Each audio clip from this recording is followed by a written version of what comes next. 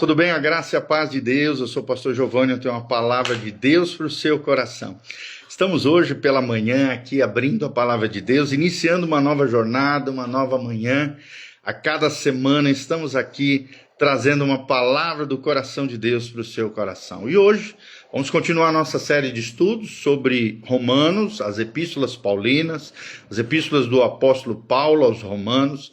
Hoje já estamos no capítulo 10, gente, vai até o 16, então começamos lá no 1, 2, 3, 4, cada dia estudando um capítulo de Romanos, e hoje, com a graça de Deus, já estamos em Romanos 10. Então vai abrindo o coração, deixa Deus falar com você, sempre lembrando que a palavra de Deus é inerrante, é infalível, é toda suficiente. A palavra de Deus é a bússola do crente, é a nossa regra de fé e de conduta. E eu tenho certeza que Deus vai fazer coisas tremendas, falar coisas maravilhosas ao nosso coração. O tema de hoje é o caminho da salvação. Qual é o caminho da salvação? Como é que funciona esse processo de salvação no coração de cada um daquele que crê? Então, Paulo nos deixa muito claro a partir do capítulo 10, de 1 em diante. Vamos ler o texto, explicar o texto e aplicar o texto na nossa vida e no nosso coração. Romanos 10, 1 diz: Irmãos, a boa vontade do meu coração e a minha súplica a Deus a favor deles são para que sejam salvos, porque lhes dou testemunho de que eles têm zelo por Deus. Aqui está falando dos israelitas, dos judeus. Porém não com entendimento. Tem zelo, porém sem entendimento. Porquanto, desconhecendo a justiça de Deus e procurando estabelecer a sua própria, não se sujeitaram a que vem de Deus. Porque o fim da lei é Cristo, para a justiça de todo aquele que crê. Ora, Moisés escreveu que o homem que praticar a justiça decorrente da lei viverá por ela. Mas a justiça decorrente da fé, assim diz: não perguntes em teu coração quem subirá ao céu, isto é, para trazer do alto a Cristo, ou quem descerá ao abismo, isto é, para levantar Cristo dentre os mortos. Porém, que se diz? A palavra está perto de ti, na tua boca e no teu coração. Isto é a palavra da fé que pregamos. Se com tua boca confessares Jesus como Senhor, e em teu coração creres que Deus o ressuscitou dentre os mortos, serás salvo. Porque com o coração se crê para a justiça e com a boca se confessa a respeito da salvação. Porquanto a Escritura diz: todo aquele que nele crê não será confundido, pois não há distinção entre judeu e grego, uma vez que é o mesmo Senhor de todos, rico para com todos aqueles que o invocam. Porque todo aquele que invocar o nome do Senhor será salvo. Como, porém, invocarão aquele em quem não creram? E como crerão naquele em quem de nada ouviram? E como ouvirão se não há quem pregue? E como pregarão se não forem enviados? Como está escrito: quão formosos são os pés dos que anunciam coisas boas. Mas nem todos obedeceram ao evangelho. Pois Isaías diz: Senhor, quem acreditou na nossa pregação? E assim a fé vem pela pregação e a pregação pela palavra de Cristo. Mas pergunto: porventura não ouviram? Sim, por certo. Por toda a terra se fez ouvir a sua voz e as suas palavras até os confins do mundo.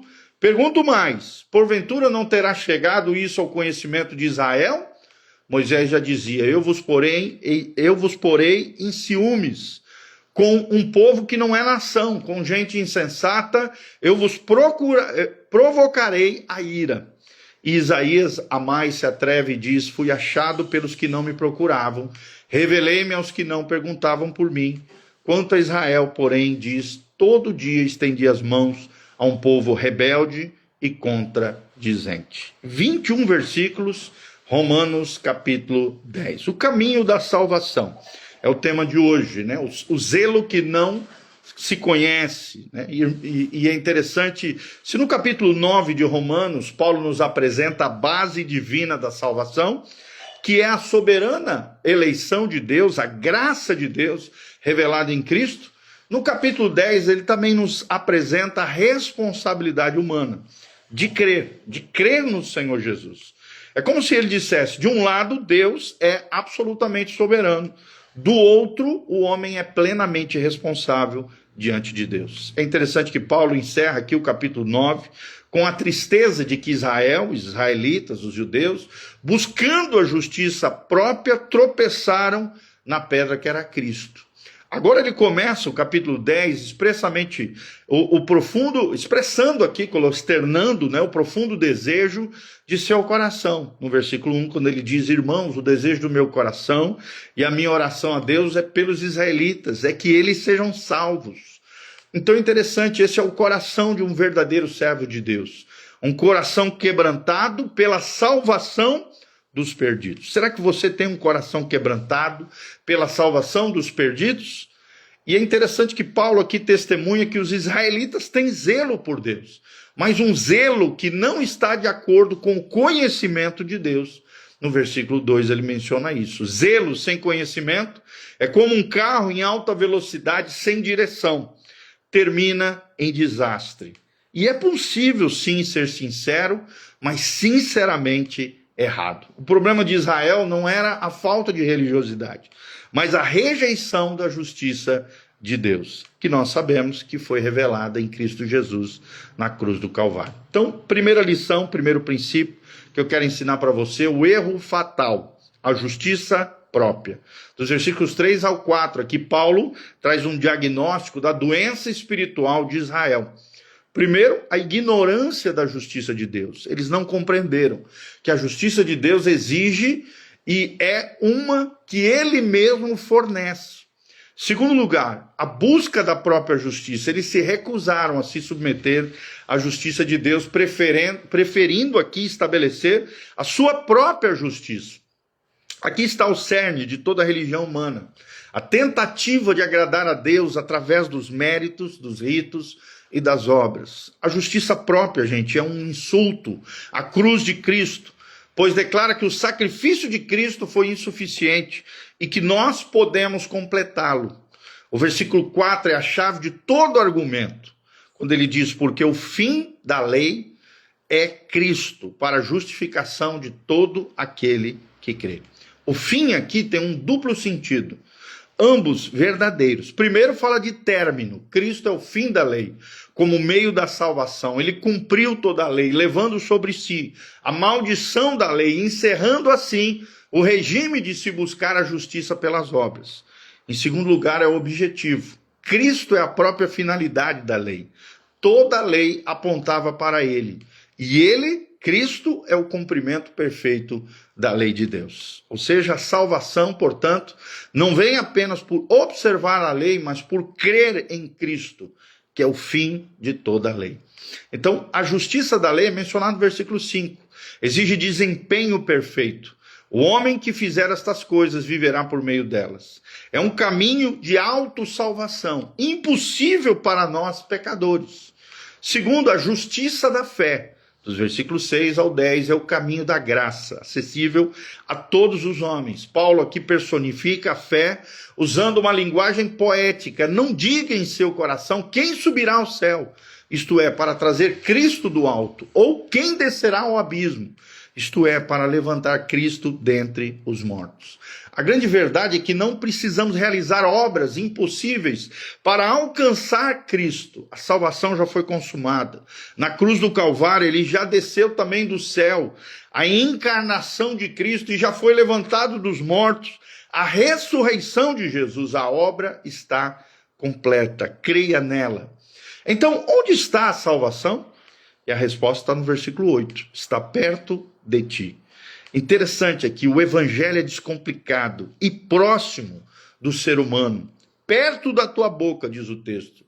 Ou seja, se você confessar com a tua boca que Jesus é o Senhor, e perto do teu coração, e crer no seu coração que Deus o ressuscitou dentre os mortos, serás salvo, no versículo 9. A fé não é um salto no escuro, é uma convicção plena no coração, a fonte das nossas emoções, das nossas vontades, que resulta em uma confissão com a nossa boca, uma evidência pública. Crer e confessar são dois lados da mesma moeda. A fé interior se manifesta na confissão com os lábios exterior. O resultado é a certeza gloriosa, será salvo, no versículo 9. E Paulo amplia ainda mais o alcance dessa promessa. ela é universal, ou seja, não há diferença entre judeu e grego. A salvação é para todos aqueles que invocam o mesmo Senhor. Ela é generosa também. O mesmo Senhor é Senhor de todos e abençoa ricamente todos os que o invocam. No versículo 12, a sua graça é inesgotável. E também é uma promessa, em terceiro lugar, segura. Todo aquele que invocar o nome do Senhor será salvo, no versículo 13, citando aqui Joel 2:32. A condução é clara. Todo aquele que, a promessa é certa, será salvo. Todo aquele que crê será salvo. Terceiro pontinho que trazemos para você, terceira lição, é a necessidade urgente, que é a pregação, do versículo 14 ao 15. A pergunta que surge é: como é que as pessoas vão crer e invocar se não conhecem?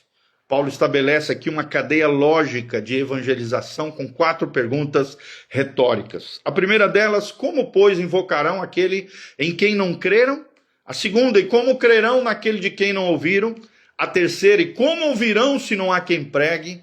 E a quarta: e como pregarão se não forem enviados? Versículos 14 a 15. A conclusão aqui é inescapável, gente. A fé vem pelo ouvir a mensagem. E a mensagem é ouvida mediante a palavra de Cristo. A pregação do evangelho não é uma opção. É o meio ordenado por Deus para salvar pecadores. É interessante que os pés dos que anunciam as boas novas são formosos. Diz o versículo 15, porque levam as boas novas, a notícia que pode transformar a eternidade de uma pessoa. Aí vem a quarta e última lição, a triste realidade, a desobediência de Israel. Versículos 16 ao 21. Apesar da clareza do evangelho, Israel em grande parte não se submeteu a ele. Paulo cita Isaías aqui. Senhor, quem creu na nossa pregação? No versículo 16, ou seja, a incredulidade deles era um cumprimento da profecia bíblica. Mas isso não isentava Israel de culpa. Eles ouviram. A mensagem foi pregada por todo o Império Romano, diz o versículo 18. Será que eles entenderam? É a pergunta que surge. Paulo aqui cita Moisés e Isaías para mostrar que até os gentios que não buscavam a Deus o encontraram pela fé. Enquanto Israel, o povo da aliança, permanecia um povo desobediente e rebelde, nos versículos 19 a 21. Então a culpa era deles, por rejeitarem a oferta graciosa de Deus. Você que está me ouvindo, você tem recebido de coração aberto a oferta graciosa de Deus? Você tem reconhecido a obra da cruz, o Cristo ressurreto no seu coração, na sua vida? Então, para finalizarmos tudo, aplicarmos aqui de forma prática tudo aquilo que aprendemos. Em primeiro lugar, abandone a justiça própria. Pare de tentar ser bom o suficiente para Deus. As suas melhores obras são como trapos de imundícia, diz Isaías 64, versículo 6. Pelo contrário, se submeta à justiça de Deus, que é recebida pela graça, mediante a fé em Cristo Jesus, o nosso Senhor. Em segundo lugar, aprove-se, se aproximem do Evangelho. Se aproxime, se aproxime do Evangelho. A salvação não está distante, está na ponta da sua língua e no fundo do seu coração. Se você não é ainda crente, cristão de verdade, o convite é para que você hoje creia no seu coração e confesse com a sua boca que Jesus é o Senhor da sua vida, da sua história, da sua alma, do seu coração. A promessa é para todo aquele que crê. Em terceiro lugar, tenha a certeza da salvação. Você não precisa viver em dúvida. A salvação não é um sentimento, mas é uma promessa de Deus baseada na obra de Cristo e revelada na palavra bendita do Senhor. Se você crê, se você confessa, a palavra de Deus garante, você é salvo. É só continuar vivendo uma vida de fé e de obediência à palavra de Deus. E em quarto lugar, de forma prática, aplicando, compartilhe as boas novas com urgência. A pregação é o elo aqui indispensável entre a cruz e a fé do pecador. Você foi comissionado por Deus para ser um portador das boas novas da salvação. Seus pés são formosos quando levam a mensagem de vida eterna, a mensagem da cruz, a mensagem de Jesus. A quem você precisa pregar? É a pergunta hoje. E Deus e o Espírito Santo vão revelar o seu coração para quem você precisa levar essas boas novas de salvação. E por último, quinto e última aplicação, ore com o coração de Paulo. Peça a Deus um coração quebrantado pelos perdidos, começando pelo seu povo, pela sua família, pelos seus amigos. O zelo deve ser acompanhado pelo conhecimento correto, mas nunca pode ser extinguido. A chama jamais pode ser apagada no nosso coração. O fogo arderá continuamente no altar do nosso coração diante de Deus. Então, concluindo tudo, gente, o Romanos 10 é um dos capítulos mais claros da Bíblia sobre a simplicidade do Evangelho de Jesus. Ele derruba as barreiras da religiosidade humana, coloca a salvação ao alcance de todos, tanto judeus quanto gentios, ricos e pobres, religiosos ou pagãos. Deus não pede que você suba ao céu ou desça ao abismo. Ele já fez isso em Cristo. A pergunta que ele lhe faz hoje é: você crê? Você confessa? Você leva as boas novas de Jesus? Então, querido, não cometa o erro de Israel, tropeçando em Jesus Cristo, a pedra angular, por confiar na sua justiça própria. Invoque o nome do Senhor, e a promessa é firme. A todo aquele que invocar o nome do Senhor, este será salvo. Que hoje seja o dia da sua salvação, e que, salvo pela graça tão simples e tão profunda, você se torne também em Cristo um proclamador dessa mensagem que salva. Amém? Que Deus abençoe a sua vida, a sua casa, a sua família. Dá um joinha, aperta no sininho, siga o nosso canal. Não se esqueça de continuar conectado conosco e compartilhar esse vídeo através de outras pessoas. Se você ainda não é nosso assinante aqui no canal do YouTube, torne-se assinante no nosso canal. Você vai ter conteúdos exclusivos, aulas de teologia extraordinária, de altíssimo nível para abençoar o seu coração. Também deixa aqui no link de descrição o que você achou desse vídeo, o que Deus falou com você, de qual cidade você está nos assistindo.